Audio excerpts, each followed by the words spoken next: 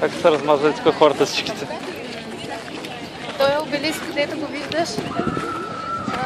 Ти запрашваш. Не ми пречи. Наполеон, като е минал през Египет, просто си го е взел. Що не? Преди да го вземе някой друг.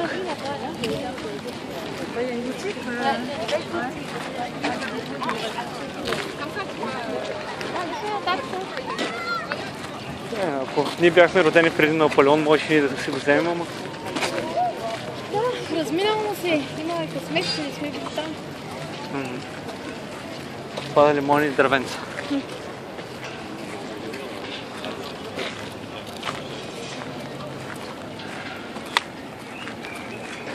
Ей това е яко.